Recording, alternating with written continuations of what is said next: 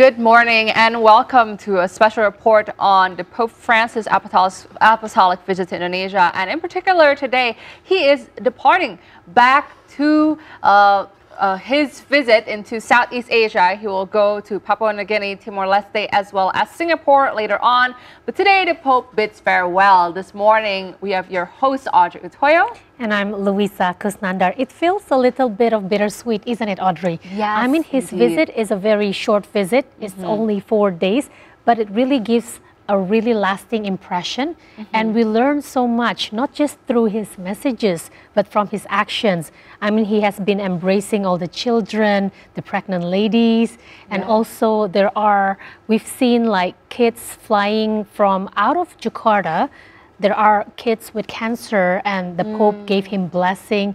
I mean, it was very touching to see, and we can really see that the Pope has such a big heart for everyone, not just Catholic, but literally everyone, every human on this planet.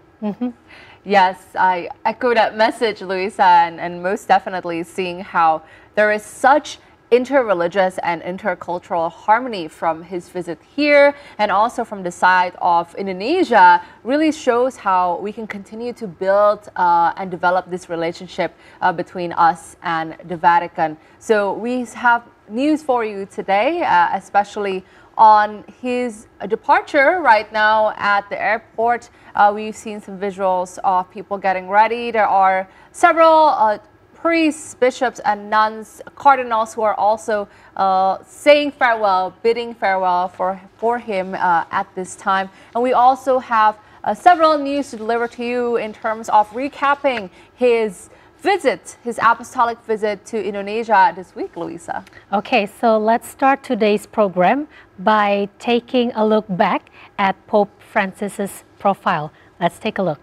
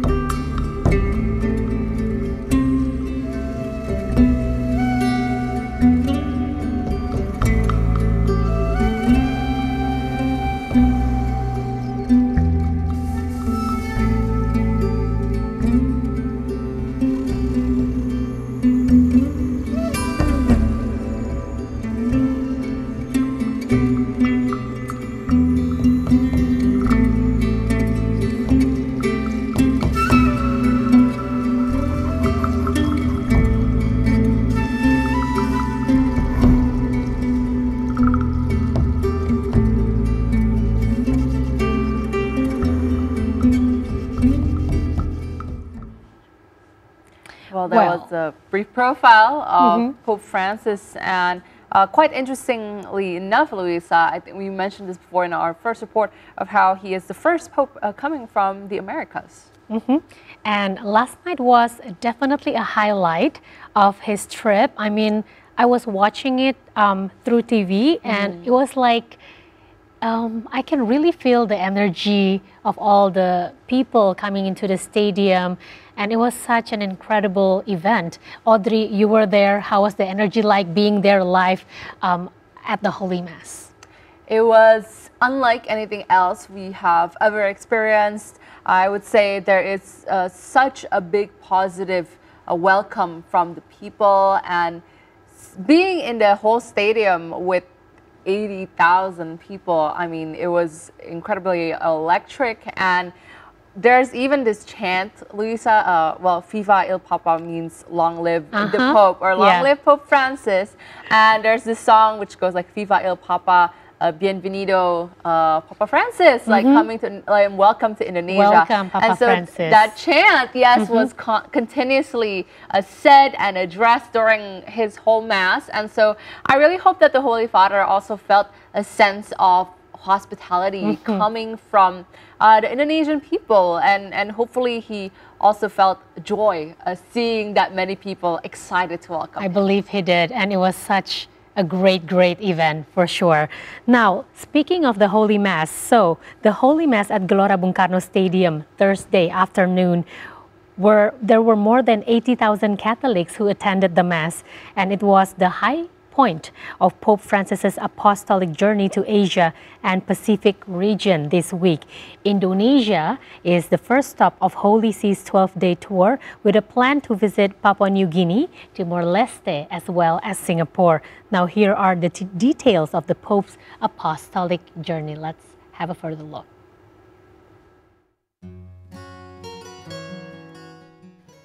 Earlier on Thursday, the Pontiff visited Jakarta's Istiqlal Mosque to sign a declaration on tackling climate change and promoting interfaith dialogue to resolve conflict.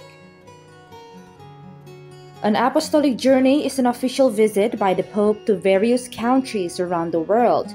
The apostolic visit is meant to strengthen relationships among Catholic churches around the globe and strengthen faith among Catholics. These visits usually take place based on invitations extended to the Holy Father by the heads of state of the host countries and the local Catholic Church bishops.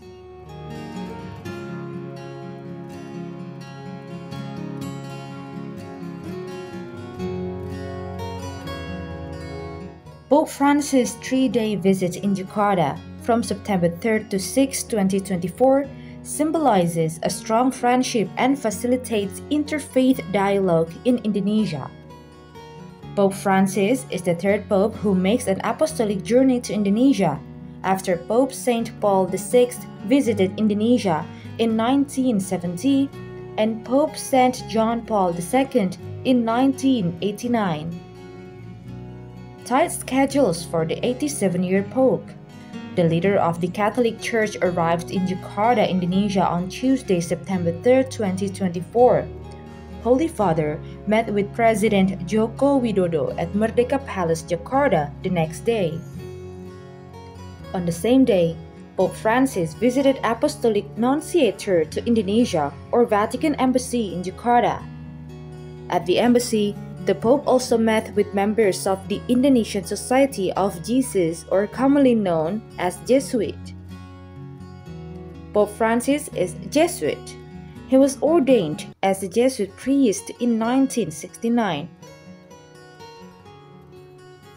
On Thursday morning, September 5, 2024, Pope Francis visited Istiqlal Mosque and met with religious leaders and met with Grand Imam of Istiqlal. The Pope blessed the tunnel of friendship connecting Cathedral Church and Istiqlal Mosque. Moving on from Istiqlal Mosque, Pope Francis visited the Office of Bishops' Conference in Indonesia, or KWI, and met with beneficiaries or recipients from charity organizations. They are vulnerable groups: the poor, the marginalized, and people with disabilities.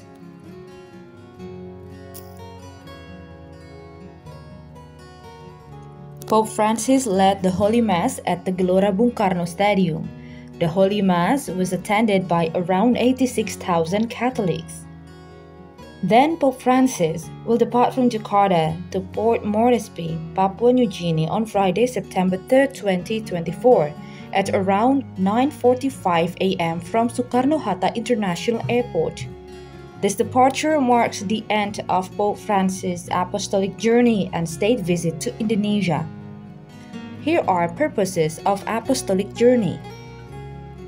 The apostolic journey aims to strengthen the relationship between the Pope and Catholics around the world.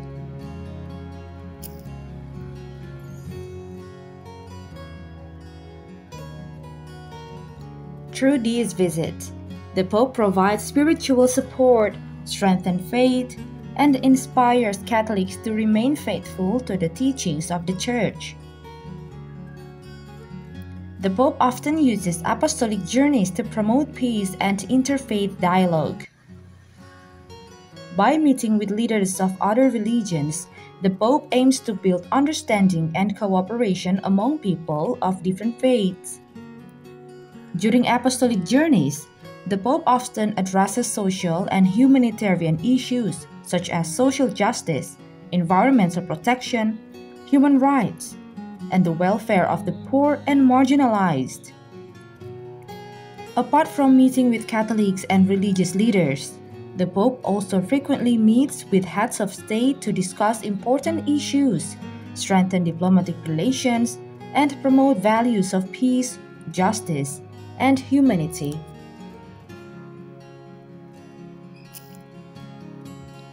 Christians are a small minority in Indonesia, where Muslims account for around 87% of Indonesia's 280 million population. Indonesia recognizes 6 official religions. Well, Pope Francis has definitely been making headlines for this past few days, Yes. even from the moment he arrived. And we were reporting from TVRI World here, where he went on a regular car, an Innova car, later on winding down the windows, waving to the people. And then after that, he went to Istiqlal as well, where there was this shot of Pope Francis with the Grand Imam Nasaruddin Umar, where Nasaruddin Umar was kissed his forehead, and in return, Pope Francis kissed Grand Imam's hand. So I think it was a very touching moment for the whole Indonesia to see the unity of 2 big religions here in the world. Okay, so now we're going to look at the visuals right here, and just in a matter of 1 hour, the Pope is planned to go to his next destination, which is Papua New Guinea. We can see that there are already several of his crew, or most possibly journalists, that were brought to Indonesia, who are also departing. 88 journalists coming from the Vatican, from Rome, and they will also be on his trip to Vanimo, Papua New Guinea, and Timor-Leste, as well as Singapore, to wrap up the trip. And word is that there is already the Minister of Religion, Yaku Cholokomas, who has arrived at the scene, and several key leaders that will also be there in order to ensure that he has a smooth departure. And we can see that the airplane crew is also getting the runway or the red carpet ready for him and also his staff.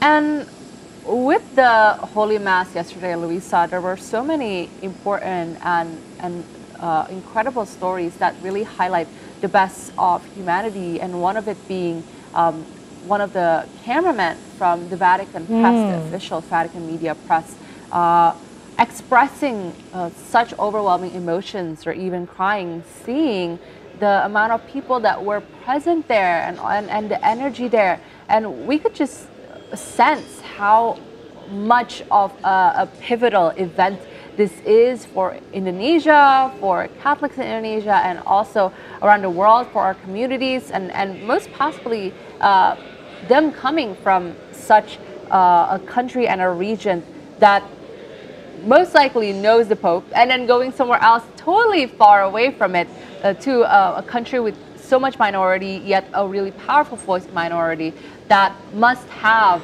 stirred up some emotions. And I could also sense yesterday at the building that it was truly the emotions that were overtaking so many people there.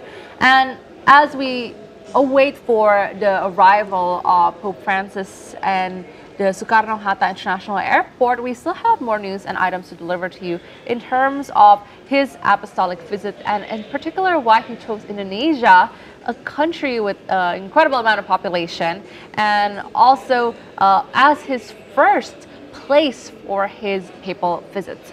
Well, the World Catholic Church leader, Pope Francis, picked Indonesia as the first country to visit in his Asia and Pacific Apostolic Tour. The archipelago nation is the country with the world's largest Muslim population. Let's take a look at this next report. The World Catholic Church leader Pope Francis is in Indonesia from September 3rd to September 6th for the Asia and Pacific Apostolic Tour. Pope Francis is the third pope who visits Indonesia after Pope Paulus VI in 1970 and Pope John Paul II in 1989. Religious Affairs Ministry Yakut Khalil Kumar said in the ministry's official website on Tuesday, the visit of Pope Francis to Indonesia is a symbol of interfaith friendship and dialogues. Minister Yakut added, the visit of Pope Francis to Indonesia is an important moment to strengthen the bilateral relations between Indonesia and Vatican, while making Indonesia as a benchmark for peaceful and harmonious interfaith life. According to Father Thomas Ulun Ismoyo, spokesperson of Pope Francis Visit Committee, the decision to put Indonesia as the first to visit shows global recognition on Indonesia's role to promote diversity and tolerance. Apart from strengthening diplomatic ties, the apostolic tour of Pope Francis also highlights Indonesia as a role model of interfaith harmony in the world. Well, during that veranda talk right there at Istana Merdeka between President Joko Widodo and Pope Francis, once again, one of the highlights was the importance of unity, of diversity and unity, which is Bhinneka Tunggal Ika. And I think one of the messages that the Pope has delivered that is so meaningful is saying that, you know, Indonesia shouldn't be worrying about a gold mine, because in this country, the actual wealth is about the harmony between all these religions in Indonesia. And I think that's one of the messages that he has delivered to the country, and that, you know, people are really listening to his words at the moment, and it's really meaningful for us to hear that. Yes, indeed. And so we do hope that his news will continue to be, I guess, an echo amongst our communities here and also beyond. And we can see some visuals right now from the field. There are already several of the Indonesian military who are on standby, waiting for the arrival of Pope Francis in order to bid farewell to him. And he is also flying with an Indonesian carrier, Luisa, Garuda Indonesia. How historic it is for our own Indonesian airplane carrier, Garuda, to be having the Pope on board with him, going to Papua New Guinea and later on Timor-Leste, as I believe that ITA Airways was also very excited to have the Pope, and now Garuda Indonesia. Luisa, it must be one of the luckiest days for the airplane crews who were chosen, as they will be part of the historic moment. And I believe that there will also be so many positive experiences for them and the Pope. One interesting thing is that when I was on the field, I met with one of the journalists who said that the Pope takes his time to talk with every single journalist who is on board. And there are 88 of them coming from the Vatican and also other parts of the world. And as we can see, they are boarding in order to depart for Papua New Guinea. And she said in particular, she was coming from Rome, that at least everyone has a chance to say one or two sentences for the Pope, or have some kind of short exchange. Short, sweet, but very memorable and meaningful, especially for the people coming there. And so I could just imagine some of the cruise Indonesian staff that will be having the time of their lives today. I mean, even during his visit here in Jakarta, you know, the fact that he winds down the window of his car just to have as many people to come up to him on the car to get his blessing, and he also gives out rosary for the children. That is such, you know, it's a small action, but it gives a very big impact for every one of the person who was able to meet him during this very short trip. And as we can see that right now we have all the people right there getting ready, gearing up to say goodbye to the Pope. We are not able to see the Pope yet at the moment, but the aeroplane is ready. It's Garuda Indonesia airline, and once again it's been consistent that the Pope is going to travel with regular airlines. We have seen some videos that were viral recently on Instagram of the Pope's traveling from Rome all the way to Indonesia, and we can see on that video that Pope Francis was really mingling with all the crews as well as the journalists on the plane. So he is a very, very humble person. Yes. Yeah.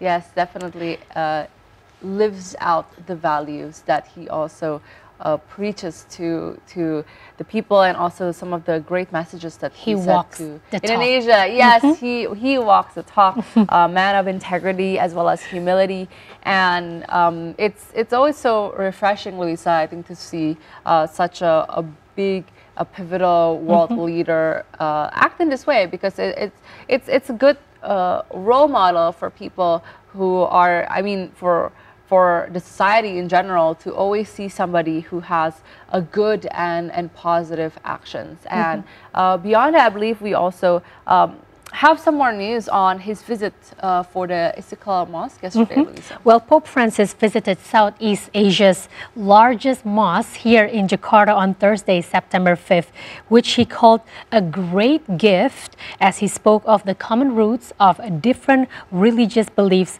on the third day of his visit here in Indonesia. Let's take a look back at this visit.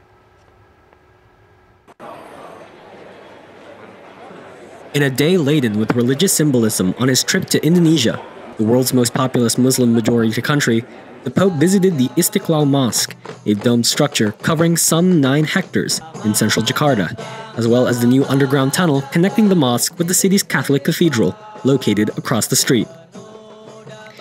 Francis has emphasized Catholic-Muslim dialogue throughout his 11-year papacy and has signed several joint declarations with Muslim leaders.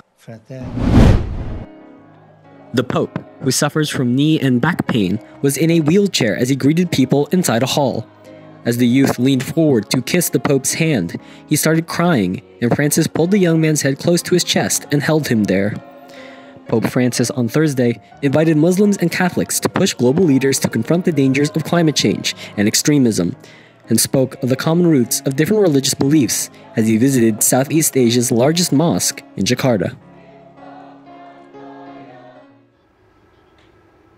Well, it's really incredible and heartwarming, Luisa, to see the inter-religious and interfaith harmony that is shown by everyone present at the Istiqlal Mosque. And some of the values that he preaches, as we mentioned before, also most likely would be able to help people grow in the faith.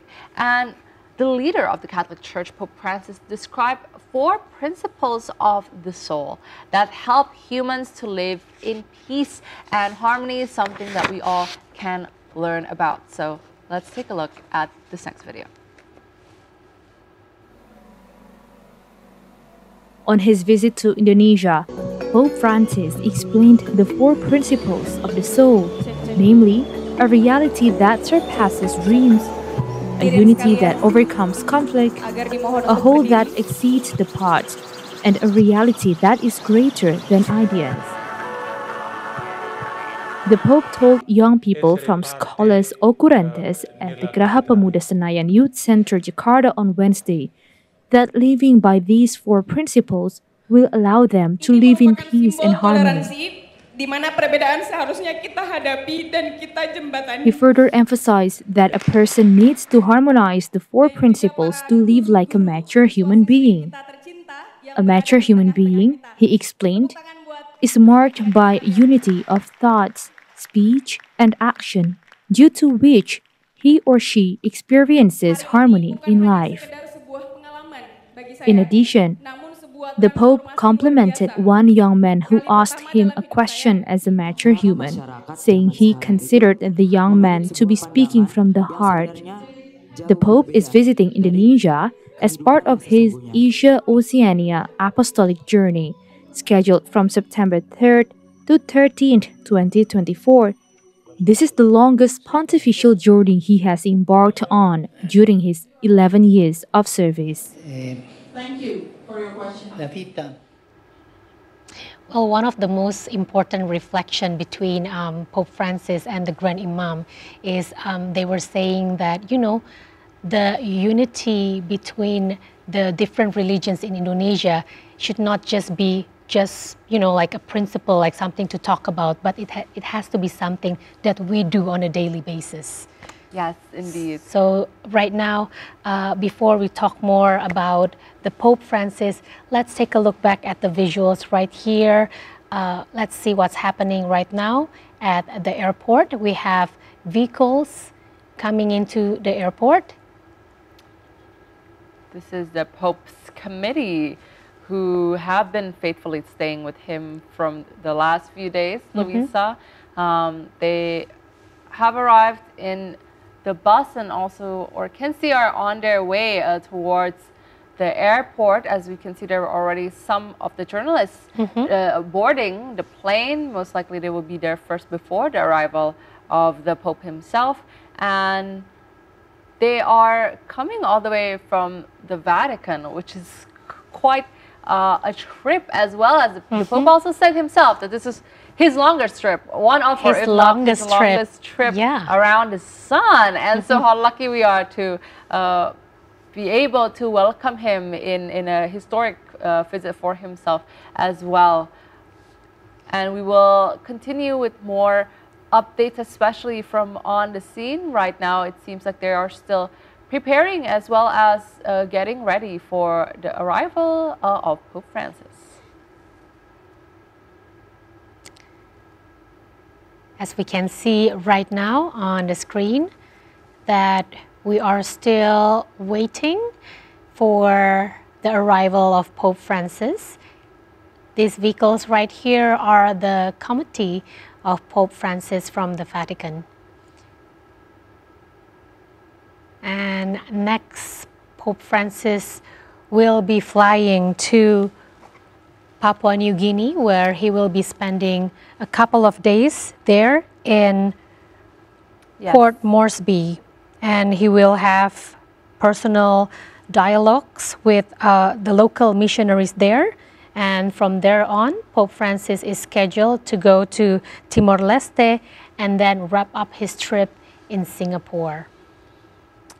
Wow. I mean, I could just imagine the enthusiasm that people in Papua New Guinea and Timor-Leste must be, you know, waiting for him, and most likely as people in Jakarta bid farewell to him today, people in Timor-Leste and Papua New Guinea are waiting for his arrival. Yeah. You know, today is their day to truly stand by, to be there, as he will board the plane very soon, and wait for him to come there. And I wonder, Louisa, what the Pope's agenda will be, especially in those areas, if they will also echo some of the values that he preached here. I'm sure that in every single place that he visits, there is always a specific concern that needs to be addressed and also discussed with the Pope.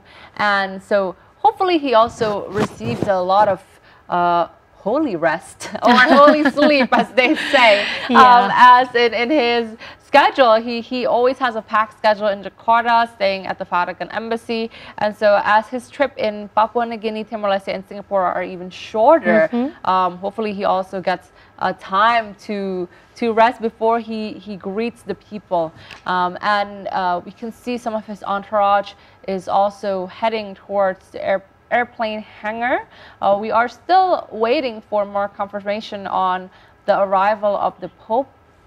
And for that reason, we still have more news, especially on Pope Francis. And as we were just talking about how he encounters so many different figures in a day, I don't even think you can count how many people he encounters. So one of the things that people are most likely interested in learning about is what is his daily routine actually like, right, Risa? Like, what does he do on a daily basis? Especially as one of the most influential figures in the world, Pope Francis is surprisingly leading a life much like any ordinary person.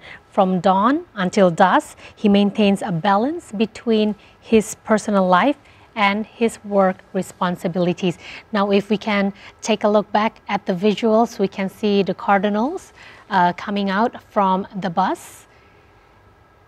Yes, there's cardinals and also the Monsignor Ignacio Suhario himself, who was leading the mass yesterday. Luisa, the Cardinal Ignacio Suhario, present at the airport. Some of the representatives from the Vatican. I believe there is also Cardinal Tango, who was chosen by the Pope to be one of the highest cardinals in the Vatican. And these people have been traveling with the Pope, I'm sure, for years or even a long span of time, going to other parts of the world. But in particular for Indonesia, it's so important to have a Cardinal Ignacio Suhario in order to accompany the Pope. He was with the Pope at the Pope Mobile yesterday. And so right now we can see they're already greeting each other, waiting for the departure. And as they are there, we are sure that the Pope will be here soon. Soon, all right. So now, before we go back to the visuals, let's take a look of this short story of Pope Francis and a glimpse of his routines.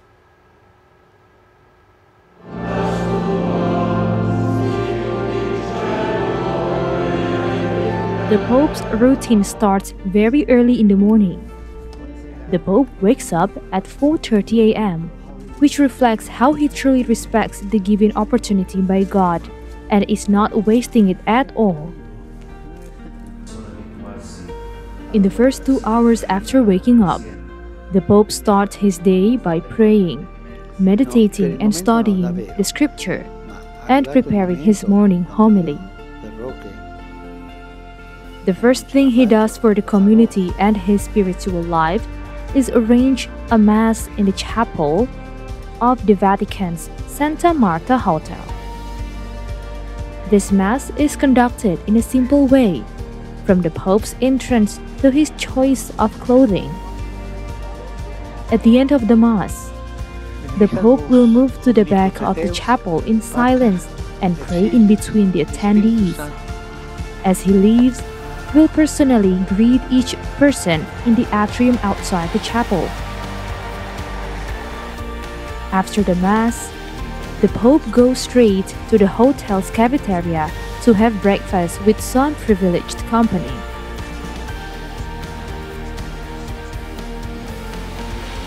He has a regular table to enjoy his breakfast along with the menu of fresh squeezed orange juice and membrillo, a popular food from his homeland, Argentina.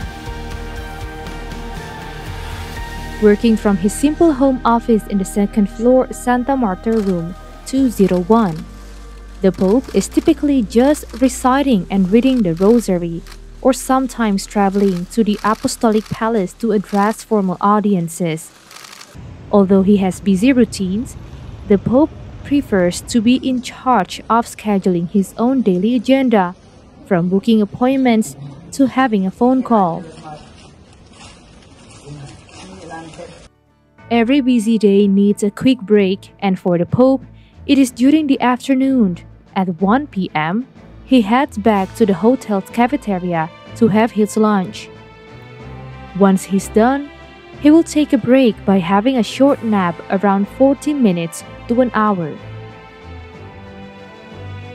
Despite finding the nap refreshing, the Pope chose not to follow in the footsteps of his predecessors and continue his refreshing activities with a walk in the Vatican gardens.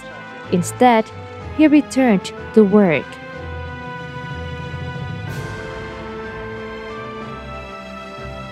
The moment his agenda is done, the Pope goes back to the hotel's cafeteria at 8 p.m. and has a buffet. Afterward, he stopped by the hotel lobby to thank the Swiss Guard, Vatican Gendarme, and the hotel staff before going back to his room. By 9 p.m., he will be already in bed, reading a book, and ready to have a nice rest for 6 hours. By staying at Santa Marta, the the Pope actually has carved out a space where he can continue living the life he's accustomed to as a religious priest. Yet, there's one unfulfilled wish, and that is he's feeling trapped. He always wanted to spend more time outside his home office, but it can't be done as the risk of drawing large crowds prevents him from doing so.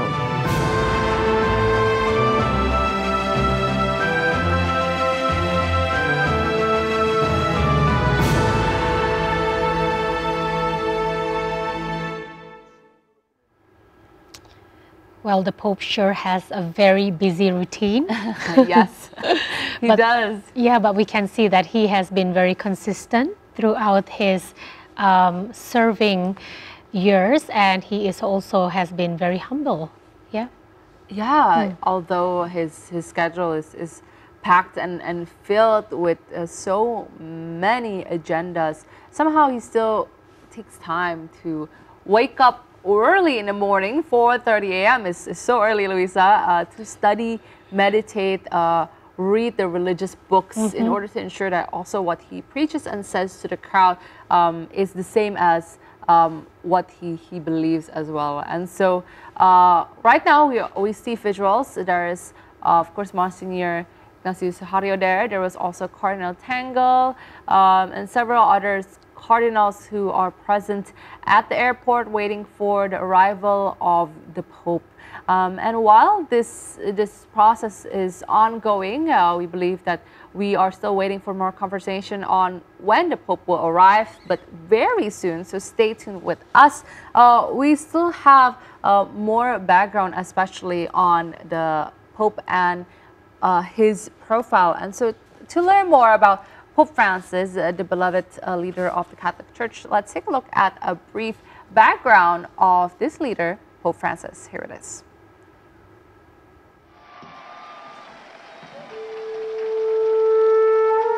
Pope Francis was born in Buenos Aires of Argentina on December 17, 1936, as a son of Italian immigrants. His original name is Jorge Mario Bergoglio. His father, Mario, was an accountant, and his mother, Regina Sefori, was a committed housewife dedicated to raising their 5 children. On 11 March 1958, he entered the novitiate of the Society of Jesus. He completed his studies of the humanities in Chile and returned to Argentina in 1963 to graduate with a degree in philosophy from the Colegio de San Jose in San Miguel. On December 13, 1969, Bergoglio was ordained a Jesuit priest by Archbishop Ramon Jose Castellano. On May 20, 1992, Pope John Paul II appointed him titular bishop of Oca and auxiliary of Buenos Aires. A week later, on May 27, 1992, he received an episcopal ordination from the cardinal in the cathedral. He chose as his episcopal motto, Miserando atque eligedo, which means by showing mercy and choosing, reflecting the themes of divine mercy and selections in Christian teachings. On February 28, 1998, Bergoglio was installed as Archbishop of Buenos Aires. 3 years later, in February 2001, Pope John Paul II elevated him as cardinal.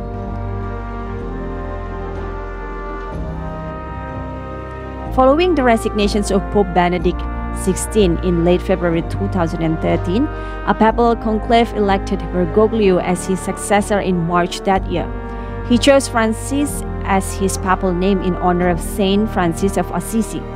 Although he was the first Pope Francis and was widely referred to as Francis I, he declined to use the Roman numeral 1 to indicate that he was the first to use his papal name. The first Pope from the Western Hemisphere, the first from South American, and the first from the Jesuit order, Francis has brought many reforms to the Church and reputations for humility. The Pope is credited with having a less formal approach to the papacy than his predecessors.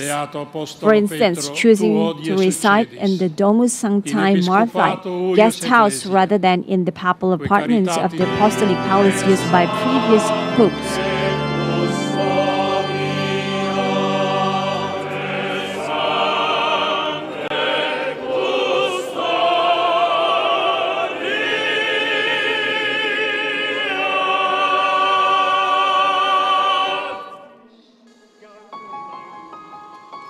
Pope Francis has been noted for his humility, emphasis on God's mercy, concern for the poor, and commitment to interreligious dialogue.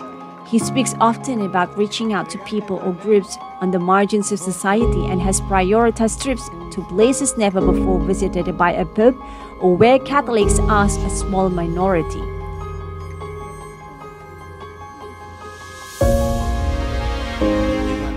Jakarta Archbishop Cardinal Ignatius Suharyo mentions that Pope Francis is also known to introduce spiritual transformation since his elections.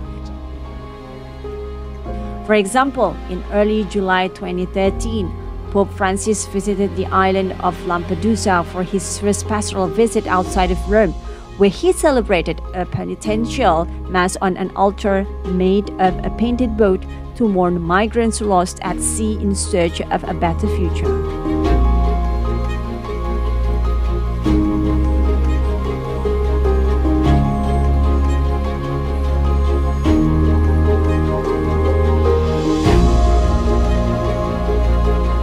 It's also interesting to notice that Pope has so far preferred to wear basic black shoes in pontifical mass rather than the symbolic red slippers.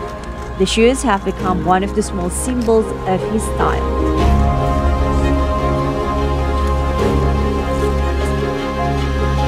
Meanwhile, during the Maundy Thursday celebrations earlier in 2024, Pope Francis broke a tradition and the feet washing ritual by involving women only.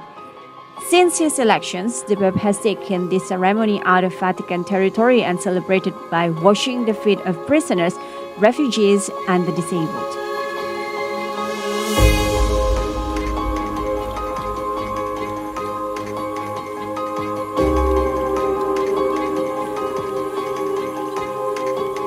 The symbolic choices made by Pope Francis reflect his spiritual transformation, which also influences the transformations of the Catholic Church institution.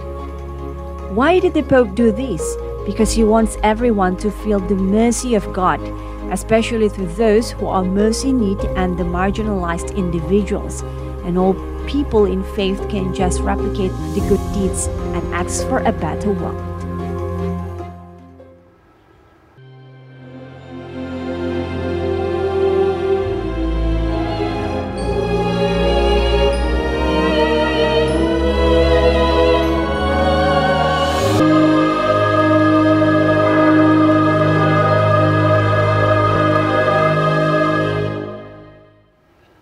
Welcome back to a special report on Pope Francis and his apostolic journey as the Pope bids farewell today to Indonesia and continue his journey to Papua New Guinea, Timor-Leste, as well as Singapore. I'm Audrey Utoyo. I'm Luisa Kusnandar. We're happy to still be with you and we'll be informing you about the Pope Francis's departure to Papua New Guinea.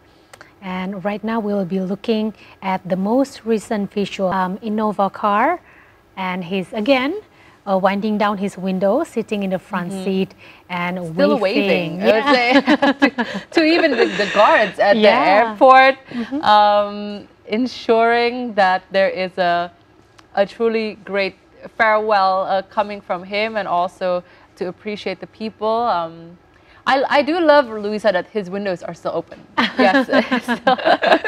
He's been consistent throughout the trip, and he's also been using this car, which made headlines across Indonesia for these past 4 days, just saying how humble he is, how very open he is to everyone who come to approach him asking for his blessings. And now we can see all the guards there lining up, ready to welcome the Pope. And really, this is the final journey, final trip right here in Jakarta. It's the final leg, as you said, of him being here. And also, I love that when he's not waving, he is just enjoying the Jakarta air. Or I hope there is a breeze though for the Pope. I hope that in Soekarno-Hatta he's not feeling the heat too much. Hopefully, and actually, it's really good that the past 4 days it's been sunny. Mostly sunny. Yes. So we have this great opportunity from the Pope to wind down his window and say hi to everyone. And he is arriving, Luisa, right on site. We can see even in his background the Garuda Indonesia plane. There is his entourage in front of him as well as behind him. And this is again a historic moment for Indonesia and our airline carrier, our official from Indonesia, Garuda Indonesia, that will be taking the Pope on his next journey towards Papua New Guinea. And he's still waving, giving big smiles to the people who have been excitedly anticipating his arrival, Luisa. From this morning in our previous report, we see several cardinals, monsignors, as well as priests and nuns who have been waiting for his arrival in order to depart to his next destination. And we're so glad that the Pope has been healthy. He's 87 years old, Audrey, 87. so this has been a really massive trip for him. We can see the Pope. He's coming down from the car. I wonder if he's going to be wheeled in with his wheelchair again. Yes, he has been using that in the past few days due to his ongoing mobility issues. And for him, and right now, he is also being greeted very warmly by people in the Soekarno-Hatta International Airport who have been waiting for him. He's perhaps saying his farewell remarks to the people of Indonesia, really. Exchanging some last messages, words of appreciation from the Pope to Indonesia, and also vice versa. I hope the Pope really has enjoyed his trip in Indonesia here, and I hope that our hospitality has been good for him. And there are also several guards who are on standby. We can see the former minister and head of KAI, Ignatius Jonan, who is there present, as well as the Minister of Religion, Yaku Cholil Komas, was there in order to also greet him and ensure that he has a safe departure to Papua New Guinea. It seems like it's quite a hot day, Luisa. We can see that the Pope is praising the heat and embracing the wholeness of Jakarta, shaking hands with, of course, Ignatius Jonan, who has been quite central in his role, who was leading the Mass yesterday at GBK and has been quite pivotal, and several people from the army, security, probably wishing him well as well, Luisa, so that he has a great trip back to countries in Southeast Asia, as well as later on back to the Vatican. And just for your information, that next Pope Francis is scheduled to visit Papua New Guinea from September 6th, which is today, until September 9th. And this is a part of a broader multi-country tour that includes stops in Indonesia, Timor-Leste, and Singapore. And one of the key events will be his visit to Vanimo on September 8th. This is a remote town near the border with Indonesia, and this visit is significant due to a personal connection established by an Argentinian missionary 5 years ago. And after Vanimo, the Pope will return to Port Moresby for a youth festival at Sir John Geese Stadium. So he still have 3 more stops to go on this trip. Yes, and he was giving just right now, Luisa, before his trip, final blessings to the people at the airport, and even waving to all the airport staff, crew, giving his blessing to them, just so that they have the opportunity to meet him, to say thank you.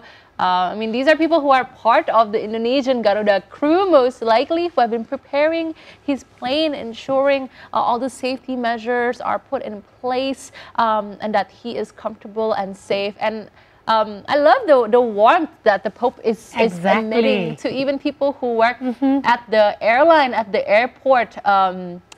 and giving again his blessing, putting his embrace to them, really showing how he lives out the values of humility and hospitality.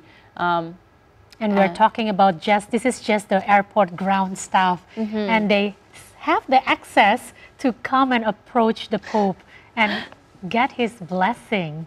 And they're also giving out rosaries from the Pope to people of the staff and people who are in charge of the plane. This might not have been in their agendas, Luisa, today. They might have thought maybe the Pope would go right in, you know, straight into the airplane. But now every single one of them has a chance to get a blessing for him, or shake his hand, or show their deep love and appreciation for him coming to Indonesia. And he's really taking his time for every single person to get the same amount of treatment, and his staff, the Roman Swiss guards, also always standing right behind him to show that their deep protection for him, and also handing out rosaries as truly a sign to show that this is a special gift from the Pope to the Indonesian people. And as you mentioned just now, Audrey, we can see that Pope Francis is really taking his time on his way here to board the plane. The plane was initially scheduled to take off at 9:45, but as we can see now, the Pope is very patient with all the amount of people coming up to him, shaking hands with him and asking his blessing. And he's just, you know, taking it slowly, blessing everyone on his way to board the plane. This is such a touching moment. It's a very simple moment, but you can see he has such a kind-hearted man, yeah? Yes, I mean, it's a heartfelt gesture, Luisa. I think both of us can also feel from the studio of a world leader so willing to greet everyone with the same amount of respect and appreciation for every single human that he encounters. And we can also see that the people meeting him are so highly excited and have been anticipating this. They are so deeply grateful or thankful that he wants to take his time to meet with them, even exchanging some words. And we can see in the Jakarta heat, he is still smiling, Audrey. Still smiling. And this has been consistent throughout his 4-day trip. I mean, we've seen him just smiling to everyone around him, being very kind to everyone who approached him. And within just 4 days, I think we learned so much, and we have so much reminder from the Pope about how important it is to be kind to everyone. He's been really kind to everyone. And also just from his gesture, again, that has been making headlines about his humility. And of course, he's been reminding everyone about the importance of tolerance. It's not a matter of which religion is the most right, but instead it's about the harmony within all this religion, within people. That should be our priority living in this world. Yes. A culture of understanding is something that is definitely something that the Pope wants to develop and encourage for people, Indonesians and beyond. And also, even with his nonprofit, Scholas Occurrentes, which means culture of encounter. There's always something so particularly beautiful and brilliant to see that he always decides and makes out of his way to encounter the human person, and to ensure that everyone has that same encounter when he comes to Indonesia. And we can see, Luisa, in the visuals that he is boarding the plane, has boarded the plane again up with some machineries, especially for his wheelchair. He's been wheelchaired in. This is the same type of equipment that they used to bring him out of the plane when he arrived just a couple of days ago on Tuesday. And looking at the airplane, this is a one from our national Indonesian carrier, Garuda Airways. The sky does look a little bit gloomy, Luisa, from the video that they are showing us. But we do hope that the Pope has such a good and safe flight to Papua New Guinea as well as all the other areas. And of course, we wish the Pope a good rest on his trip here. It's been a very hectic schedule. It's most important that he stays healthy throughout this entire trip. And, you know, like once again, we're very blessed, Audrey, to have the Pope coming all the way to Indonesia and sharing his messages to the people.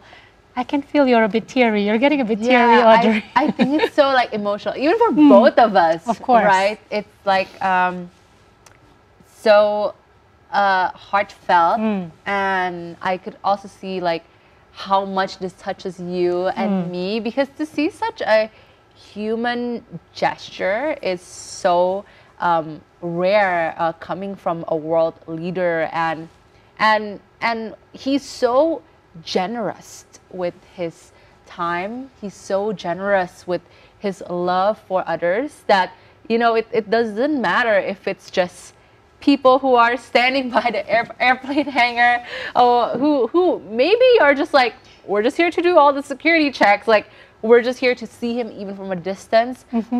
I would be totally happy. But he says, you know what, you deserve the same exact treatment that all of us deserve, and he still gives the same amount of respect. It's so big, respect and appreciation for every single human person. And so that itself, Luisa, it's so touching. I completely agree with you, Audrey. And you know how people usually, you know, we hear a lot of preachers preach, but here we can see from the Pope Francis, 4 days he's been doing, you know, all these things that we hear, we see, we read on the Bible, but he's practicing it on his daily life.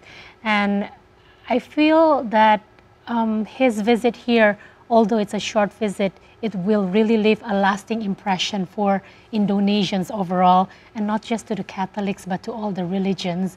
And I sure hope that, you know, this will strengthen our unity, this will strengthen our faith, and of course, as what the Pope has mentioned, I hope that we as a country will be stronger in union, and we are just, you know, proud to be Indonesian in, you know, our diversity, and of course, once again, Bhinneka Tunggal Ika. Yes, we can hopefully embrace that. I love that he used those exact words. Like he knew our motto, knew that the central mission that we have for Indonesia, and he says, embrace that, that is already so good as it is, not wanting to bring another ideology or culture from other parts, but saying that, hey, as you are, it is perfectly acceptable. And when you embrace that and are able to bring that same type of love of Bhinneka Tunggal Ika, of diversity, to other cultures, hopefully internally inside of Indonesia and outside of Indonesia, bridging relationships with countries and societies, it can truly lead to a more peaceful world who lives in harmony. Well, that's the goal, isn't it, Audrey? World peace? World peace is always the goal, and hopefully with this apostolic visit by the Pope, it does encourage more of us to work together towards that. In the midst of crisis, in the midst of conflict, that we don't turn away from the things that are happening to us. And one of the good things of the homilies last night, Luisa, although he mentioned it in Italian, it was finally translated. And one of the takeaways that I took from it was when he said that, do not turn away from the darkness that is happening around you, however, have the ability in order to face it again and again, and to embrace it, to not give up in the midst of challenges, of the circumstances that are happening around us, as people in Christianity, as people in religious communities, as people of Indonesia, but to be able to have the bravery and to have the courage to face that and do so with love. And so hearing the translated version of his homily, because I was not aware that that is what he was saying at the moment, I realized how deep of a message that he was also telling for Indonesia. Yeah, and last night it was such a remarkable event. I think personally, I think it also the event shines a light for the disabled community, and it's such a great way to sort of like put the spotlight to the disabled community. And at the end we have the nuns singing together, Yes. and also the Romo singing together, and everyone is just rejoicing. You know, it's not something that is very like a serious event, but in fact everyone was rejoicing at the end of the event that the Pope has finally finished his 4 days trip here, and it has been a success trip for us Indonesian as host. Yeah. Yes, that's a really good way of saying it, putting it together, Luisa. That yesterday's event was really the highlight, especially for people of the faith and of Indonesia, in order to know that his visit has a mission. It is to spread the message of love and harmony to every single person in Indonesia, and hopefully that mission and that spirit that he was bringing was felt by each one of the people. I felt it. Yes, me too. Strongly, definitely. Yes, indeed. And with that, the Pope has departed to Papua New Guinea, in which he will continue his apostolic journey, meeting with some leaders right there, Luisa, and then as well going to Timor-Leste, and later on to Singapore until September the 13th. We are so grateful to have had the Pope in the grounds of Indonesia, in the heat of Jakarta, right in the center of the city. What a blessing and what a joy. And we do hope, we do thank the Pontiff for his visit, and hope and pray for well wishes in his journey, in the final leg of his journey until he goes back to Rome. And that ends our special report for today. Thank you so much for watching TVRI World. I am Luisa Kusnandar. And I'm Audrey Otoyo. We'll see you again next time. Thank you. Bye-bye.